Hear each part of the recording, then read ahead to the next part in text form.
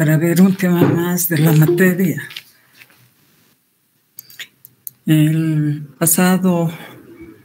La pasada semana vimos el seguro de vejez en el sistema de reparto.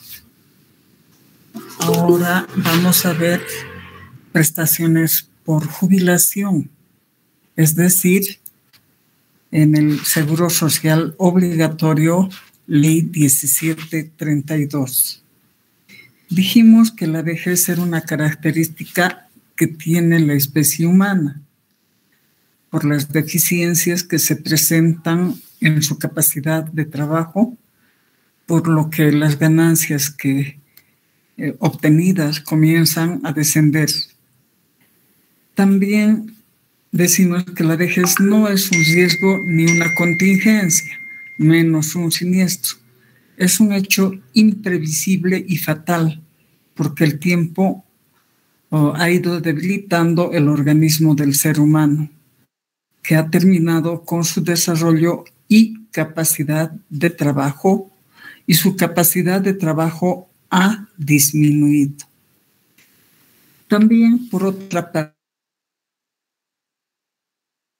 medir al trabajador por lo que produce y está en relación con la capacidad laboral que tiene el trabajador o también la trabajadora. Por eso es sustituido cuando llega a la edad, o sea, cuando concluye con su relación activa laboral. Entonces, el trabajador debe atenerse a la percepción de la renta para lo que debe considerar la concurrencia de tres factores: la edad, el tiempo de cotizaciones y el salario. Bien. ¿Qué es la jubilación? La jubilación es un derecho reconocido por la Constitución Política del Estado, que le asiste a toda persona que aportó al sistema del Seguro Social Obligatorio y cumplió con su etapa laboral activa. Además de haber cumplido con todos los requisitos establecidos en la norma correspondiente, en este caso, la ley 1732, la ley 1732. Bien.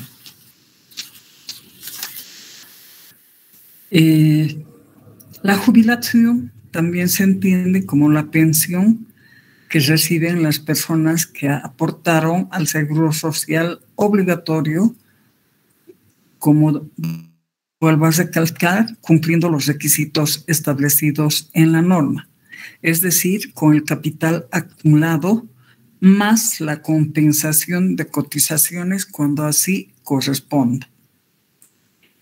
La jubilación nos otorga los siguientes beneficios.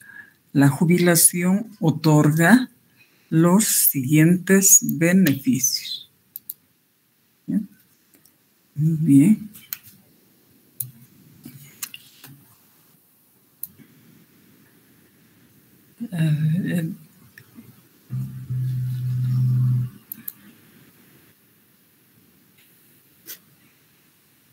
Ya.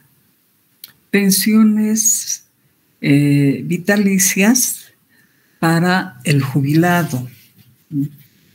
Pensiones mensuales y vitalicias, además, y temporales para sus beneficiarios al fallecimiento del jubilado.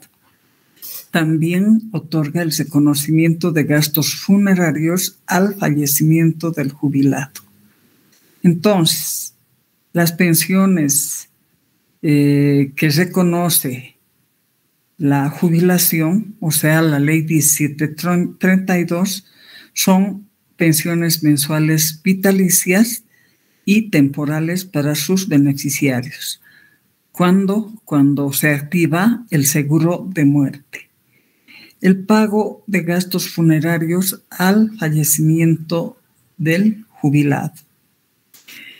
Los requisitos, perdón, el número único asignado. El número único que se asignó con la ley 1732 a todos los asegurados fue el número único asignado.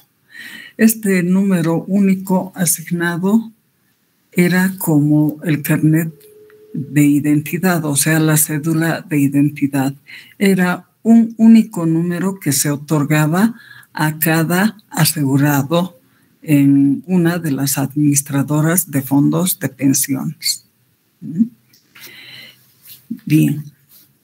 Entonces, ya dijimos que se otorgan pensiones vitalicias para el jubilado y pensiones temporales para sus beneficiarios. Bien, los requisitos para la pensión por jubilación. El afiliado que desee jubilarse o que deseaba jubilarse con la ley 1732 debía cumplir con los requisitos establecidas en las disposiciones legales vigentes. O sea, debía apersonarse a la administradora de fondos de pensiones en el que se hallaba registrado y debía llenar el certificado de solicitud de jubilación.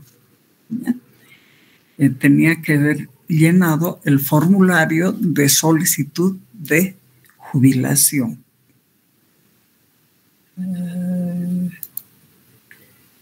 ¿Ya? También debía presentar el formulario actualizado de su certificado de compensación de cotizaciones.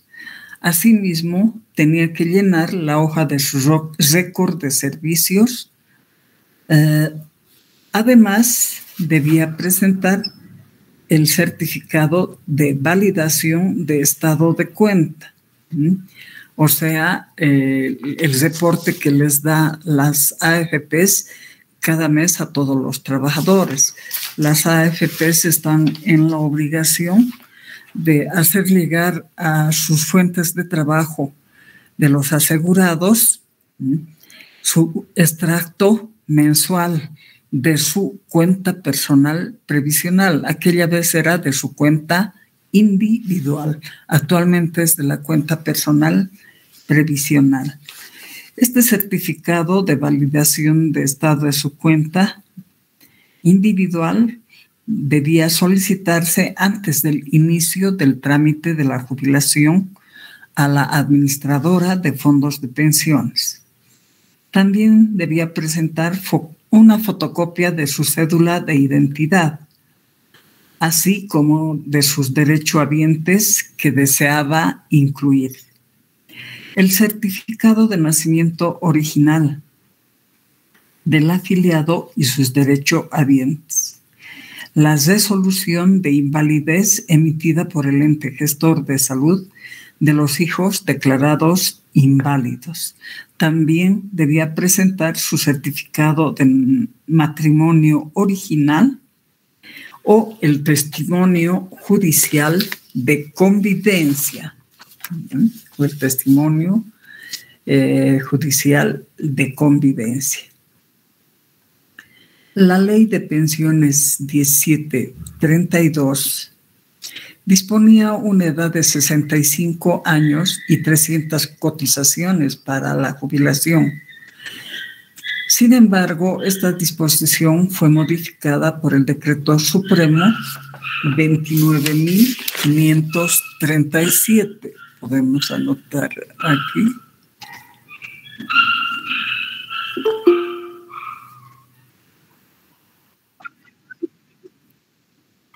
Ya, un momentito, voy a...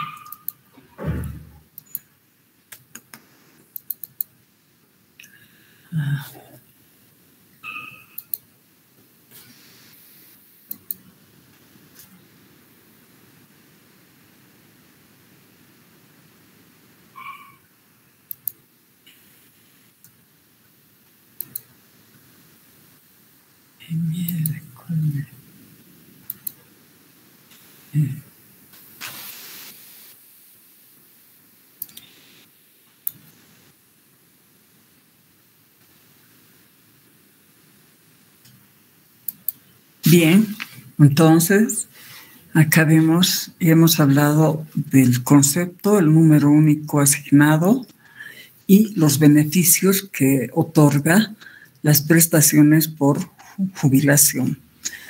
Hemos también visto los requisitos para la pensión por jubilación. Y la Ley de Pensiones 1732 disponía la edad de jubilación. A ver, aquí vamos a ver.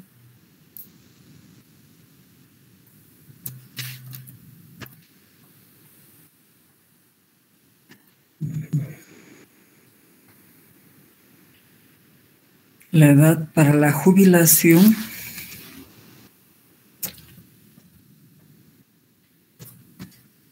es 65 años.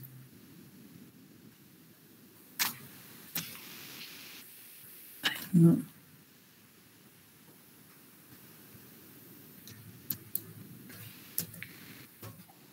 ¿Qué se ha pasado? Bien.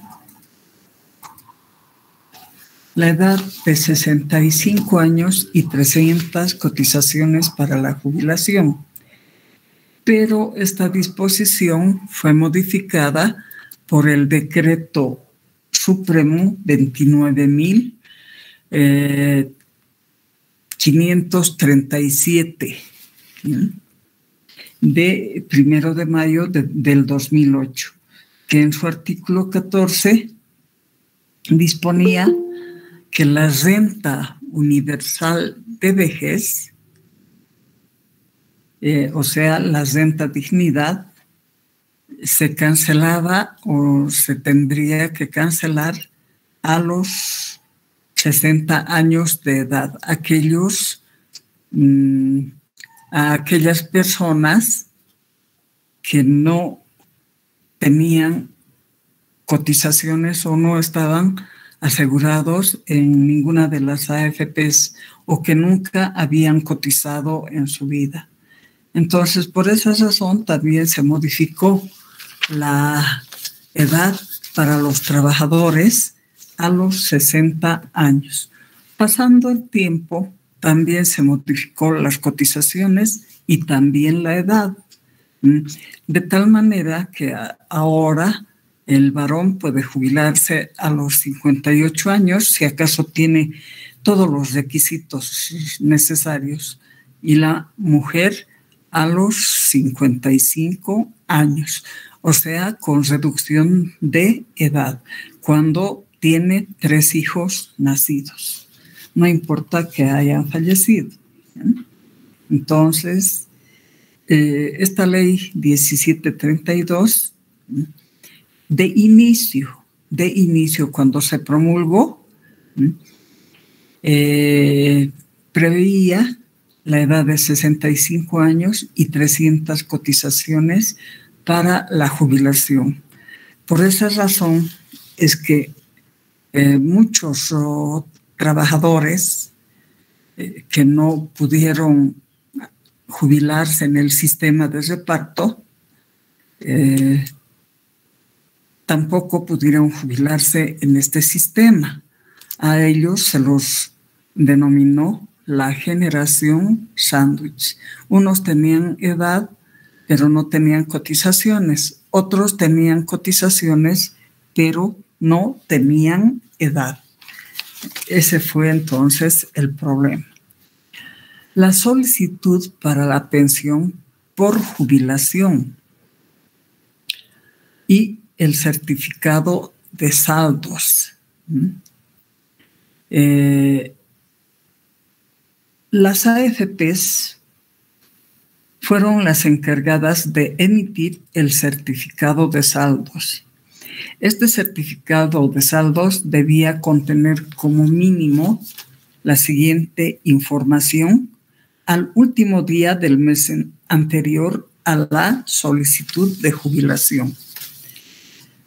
Uno, el saldo total de la cuenta individual en bolivianos y dólares estadounidenses, con el detalle correspondiente a las cotizaciones mensuales, también cotizaciones adicionales y depósitos voluntarios de beneficios sociales cuando correspondía. O sea, las administradoras de pensiones cuando entran a funcionar en nuestro país tenían la obligación de emitir el saldo total que el trabajador tenía en su cuenta individual, tanto en bolivianos como en dólares estadounidenses. En ese certificado, además, debía detallarse las cotizaciones mensuales, las cotizaciones adicionales. Decimos adicionales, ¿por qué? Porque el trabajador podía tener dos trabajos, entonces por ambos lados podía cotizar. Y depósitos voluntarios de beneficios sociales. También el trabajador tenía el derecho de depositar sus beneficios sociales cuando cobraba una vez que era desvinculado de su fuente laboral. El monto de la compensación de cotizaciones cuando así correspondía, o sea, solamente tenía que presentar el certificado emitido por el Servicio Nacional del Sistema de Reparto. Si acaso el trabajador había aportado al sistema de reparto. El valor de la cuota del fondo en bolivianos. El número de cuotas correspondiente a la cuenta individual. ¿Ya?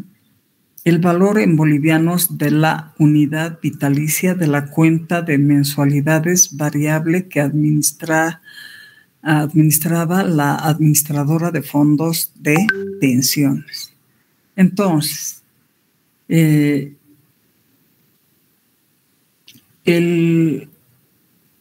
trabajador cuando solicitaba su pensión de jubilación, también tenía que presentar el certificado de saldos que la administradora de fondos de pensiones le entregaba. ¿Ya? Esta certificación, como mínimo, contenía información al último día del mes anterior a la solicitud de pensión. Si solicitaba en el mes de agosto, entonces el certificado de saldos debía contener la información al 31 de julio, o sea, del mes pasado. ¿Ya? En esa certificación se debía detallar las cotizaciones mensuales del trabajador, cotizaciones adicionales cuando tenía otro trabajo, ¿ya? Y asimismo los beneficios sociales cuando era desvinculado de su fuente laboral. También el monto de la compensación de cotizaciones cuando había aportado al sistema de reparto. El valor de la cuota del fondo de su cuenta individual en bolivianos. ¿Ya? El número de cuotas correspondiente a la cuenta individual. Valor en bolivianos de la unidad vitalicia de la cuenta de mensualidad vitalicia variable que estaba administrada por las administradoras de fondos de pensiones. Solicitud de la propuesta para las prestaciones de jubilación.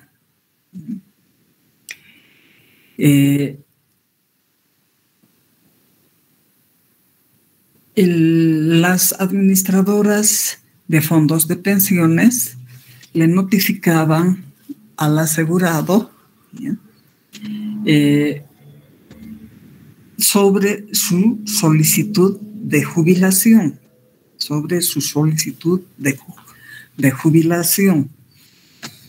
y le entregaban un borrador de la propuesta para las prestaciones por jubilación, o sea, cuánto iba a recibir en forma mensual, además vitalicia, o si le correspondía un pago global. Entonces, cuando el trabajador tenía que recibir una jubilación mensual, además vitalicia, podía seleccionar la modalidad de pensión que quería recibir. Entonces, existían dos modalidades de jubilación al cual el titular podía acogerse, ¿ya? Una era la mensualidad vitalicia variable. ¿Por qué se dice mensualidad vitalicia variable? Porque era una modalidad de pensión que contrataba el afiliado o derechohabiente con una de las dos administradoras de pensiones. Se decía variable porque variaba anualmente en función a la mortalidad de los jubilados que aportaron por esta modalidad de pensión, además a la rentabilidad de las inversiones de la cuenta de la mensualidad vitalicia variable. Esta pensión se pagaba mensualmente en forma vitalicia al afiliado y cuando se activaba el derecho de muerte a sus derechohabientes según correspondía. Se dice mensualidad vitalicia variable porque cuando un asegurado que estaba afiliado justamente en esta modalidad, o sea, la mensualidad vitalicia variable, cuando fallecía y no tenía derechohabientes de primer, segundo ni tercer grado, en ese caso, no toda esa masa hereditaria que había acumulado ese asegurado era repartido entre todos los asegurados a ese sistema de modalidad, o sea, a la mensualidad vitalicia variable, ¿ya? También por las inversiones que hacían las administradoras de fondos de pensiones de esta modalidad de jubilación, mensualidad vitalicia variable. Ya hablamos y dijimos que las administradoras de fondos de pensiones estaban facultadas para hacer inversiones, ¿ya? Solamente en la compra de títulos valores, nada más. Esta pensión, como su nombre indica, mensualidad vitalicia variable, se pagaba mensualmente y era vitalicia para el afiliado, o también ingresaban sus derechohabientes en caso de que el asegurado llegaba a fallecer. La otra modalidad es el seguro vitalicio. Otra modalidad de pensión, de jubilación, que el afiliado o derechohabiente contrataba con una de las entidades aseguradoras, o sea, con la vitalicia y Provida, ¿no? Provida.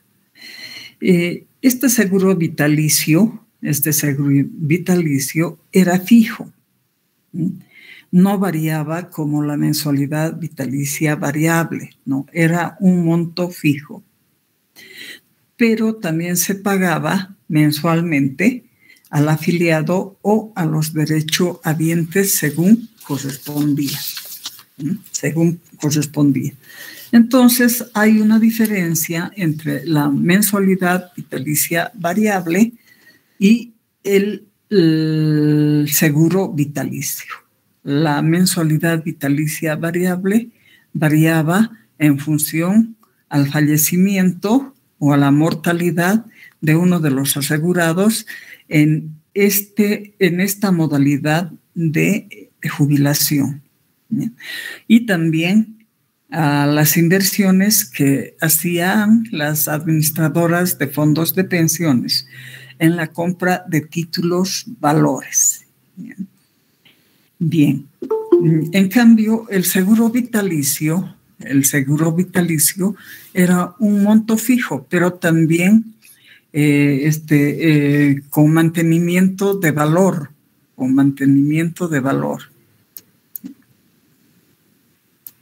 Bien. Se pagaba también en forma vitalicia mensualmente. Bien. La fecha en que devenga la pensión por jubilación. Bien. Bien.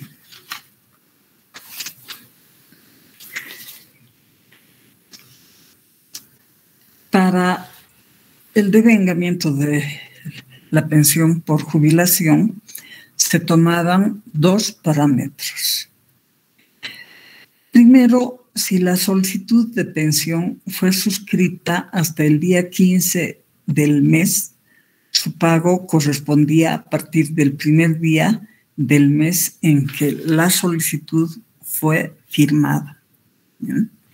Entonces, aquellas personas que habían hecho ingresar su solicitud hasta el día 15 de cada mes, el próximo mes tenía que ser cancelado tomando en cuenta el día del mes en que solicitó esa pensión, o sea, la solicitud firmada que presentó. Si la solicitud de pensión de jubilación fue firmada después del día 15 del mes, su pago corresponde a partir del primer día del mes subsiguiente en que la solicitud de pensión fue firmada por el asegurado. ¿Ya? Fue firmada por el asegurado. Bien. Respecto al pago de la pensión por jubilación, las administradoras de fondos de pensiones o las entidades aseguradoras, las administradoras Futuro de Bolivia y la BBB Previsión y las entidades aseguradoras como la Vitalicia y Provida tenían la obligación de efectuar los pagos por jubilación a partir del mes de la firma del contrato de pensión. O sea que en las AFPs se firma un contrato de pensión, ya sea vitalicia o pago global. ¿Ya? Esta firma debe realizarse el último día hábil del mes respectivo. Y el pago también debe ser a partir del último día hábil del mes respectivo y a más tardar hasta el 7 de cada mes, o sea, del siguiente mes. Ahora estamos en el mes de agosto. Lo del mes de agosto ya debe empezar a pagarse a partir del último día, o sea, del 31 de agosto. Las administradoras de fondos de pensiones ya deben depositar esos montos a los bancos autorizados de su pago. Entonces, hasta el día 7. En caso de que el retraso sea de la administradora de fondos de pensiones o de la entidad aseguradora, estos tienen que pagar con el interés sobre el monto no pagado. En cambio, si el retraso en recoger las pensiones era del asegurado, las pensiones se pagaban sin reclamo alguno. Vuelvo a recalcar que las administradoras de pensiones deben hacer el depósito o debían hacer el depósito de esas jubilaciones hasta el día 7, a partir del último día del mes que estaba cumpliendo, ¿ya? Entonces, si hasta el día 7 las administradoras de fondos de pensiones no transferían a los bancos, pagaban con interés sobre el monto no pagado. En cambio, si fue el trabajador quien se retrasó en el recojo de sus pensiones, la responsabilidad era del asegurado y las pensiones se pagaban sin recargo alguno. Esta ley 1732 también contemplaba los retiros mínimos.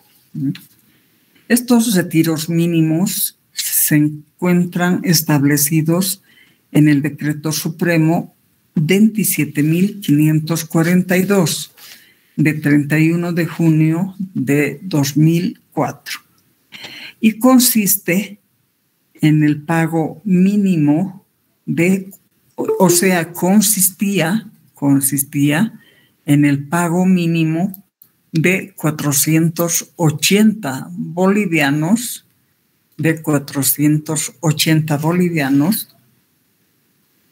mensual. Fue derogado por el Decreto Supremo 26.069. Entonces, el afiliado podía acogerse a los retiros mínimos de su capital acumulado y su compensación de cotizaciones cuando era inferior al 70%. Entonces, recogía el trabajador hasta que se agote el capital acumulado en su cuenta individual. Sin embargo, también fue modificado por el Decreto Supremo número 29.537 de 1 de agosto de 2008, donde establece cuando el afiliado tenga expectativas de acceder a la pensión mínima y hubiese efectuado retiros mínimos del saldo de su cuenta individual, podía reponerlos, esos retiros mínimos, con el único objetivo de acceder a la pensión mínima, o sea, la pensión mínima que regía en aquel año. La Superintendencia de Pensiones, Valores y Seguros establecía el procedimiento para efectuar dicha reposición, ¿ya? Entonces, el trabajador, si tenía expectativas de recibir una pensión vitalicia, tenía que devolver esos retiros mínimos. O sea, tenía que reponerlos con el único objetivo de acceder a una pensión mínima. Entonces era la Superintendencia de Pensiones, Valores y Seguros la que estableció el procedimiento para efectuar dicha reposición. Bien, ya viendo las... un momentito. El porcentaje, los porcentajes de asignación. ¿A qué se refieren los porcentajes de asignación? Entonces, cuando el trabajador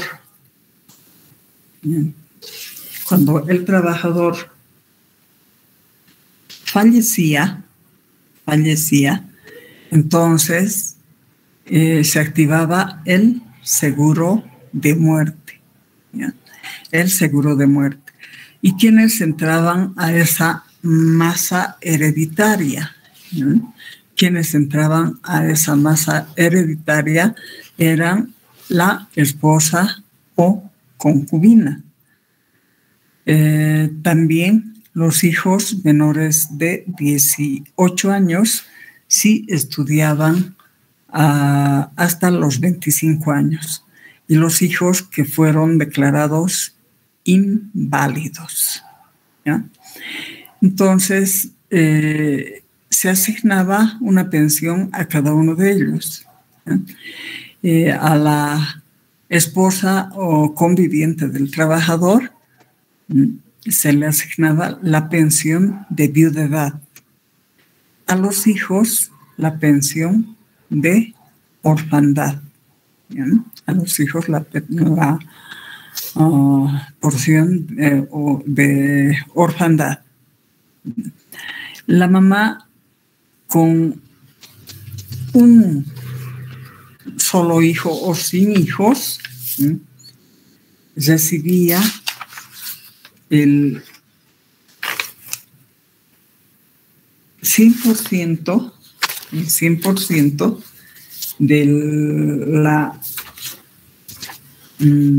del seguro de vejez que estaba recibiendo su esposo. A los hijos les correspondía el 20% hasta que cumplan la edad. Entonces,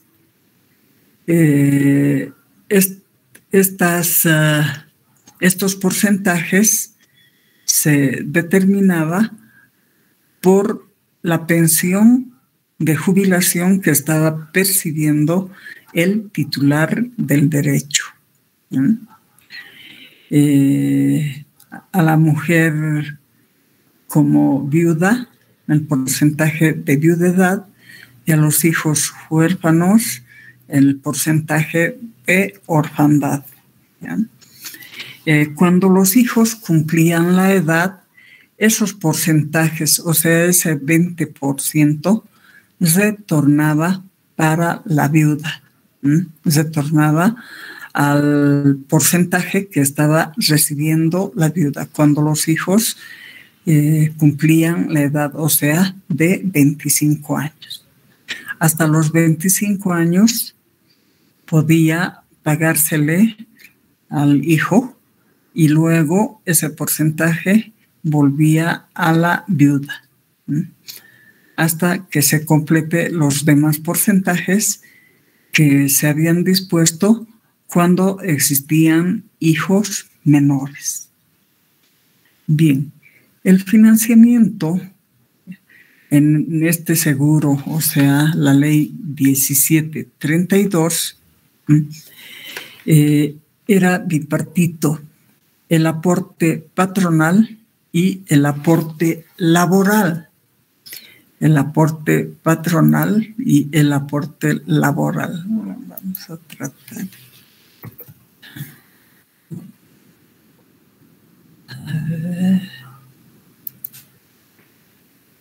Un momentito.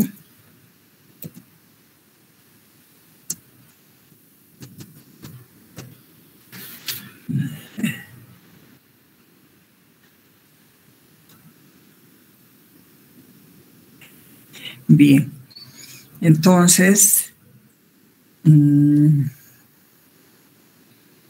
aporte patronal, el 1.71% para riesgos profesionales, accidente de trabajo y enfermedad profesional. Asimismo, el 2% para vivienda de interés social. El aporte laboral, o sea, del trabajador. El trabajador aportaba el 10% para su seguro de vejez, ¿ya? Aportaba también el 1.71% para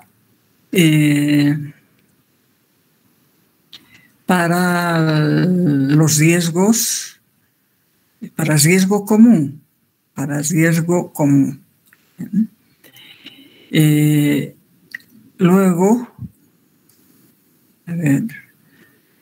tenemos también el 0,5% para la administración de su cuenta individual del trabajador. Esos serán los aportes tanto del empleador como del trabajador. El Estado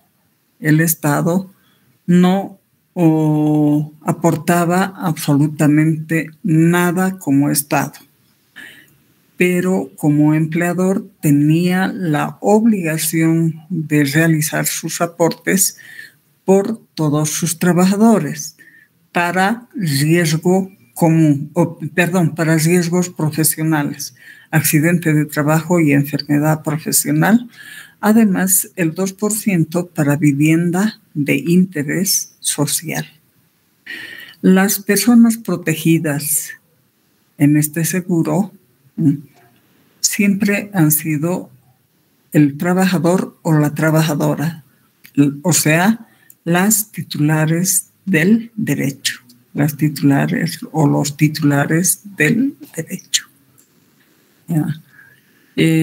Los gastos funerarios y gastos por funerales que están previstos en el Decreto Supremo 0822 de 16 de marzo de 2011. Estos gastos funerarios los vamos a ver en un tema específico. Bien, entonces habríamos terminado un tema más dentro del régimen del seguro social obligatorio, la ley 1732. Entonces, voy a pasar a recibir sus preguntas, sus dudas, y si alguien quiere aportar al tema, bienvenido sea. Bien, ¿tienen alguna pregunta sobre el tema, jóvenes?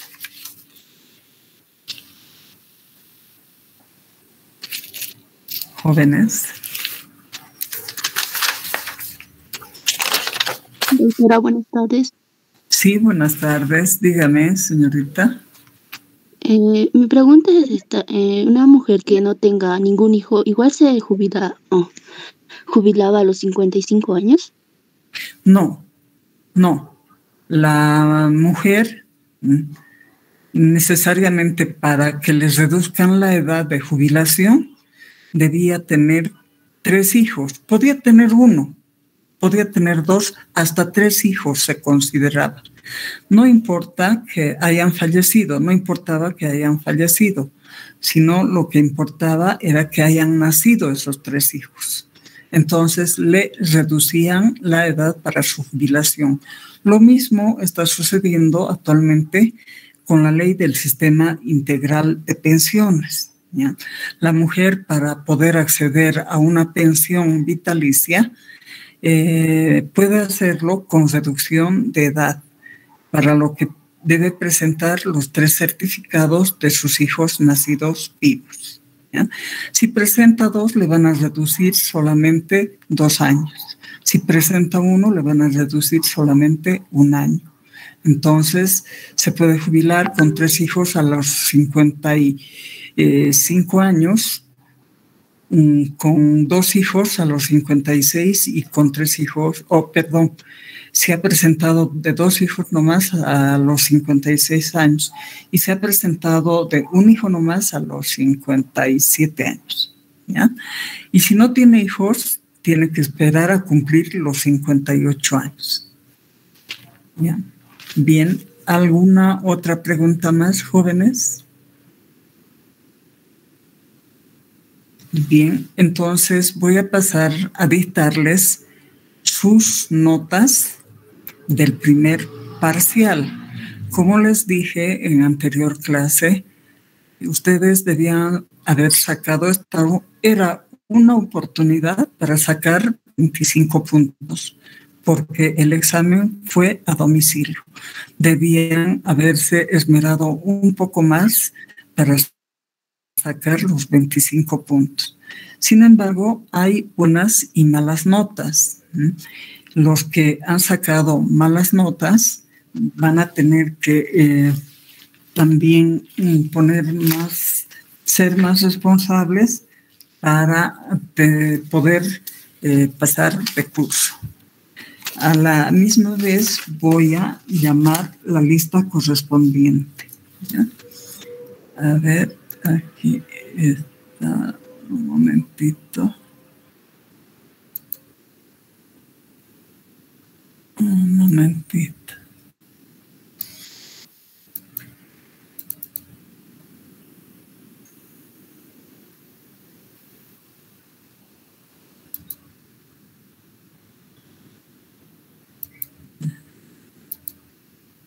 Bien.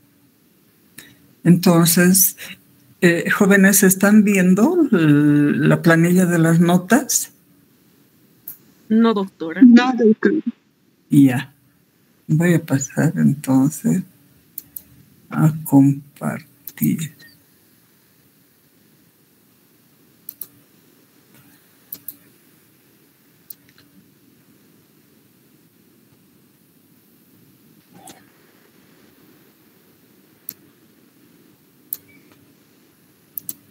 Ahora sí, ¿no? Ya. Vamos a ver un ratito.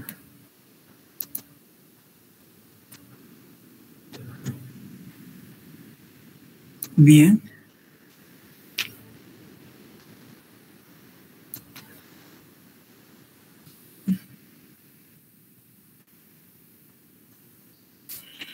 Entonces, Alanoca, Manani, Rocío. Presente, doctora. 20.7. Halcón, Nina, Rosario, Magda. Presente, doctora. 2.7. No sé qué pasó con su examen. Aliaga, Rivera, José Luis no dio el examen. Álvarez, Sandoval, José Miguel. Álvarez, Sandoval, José Miguel. No está.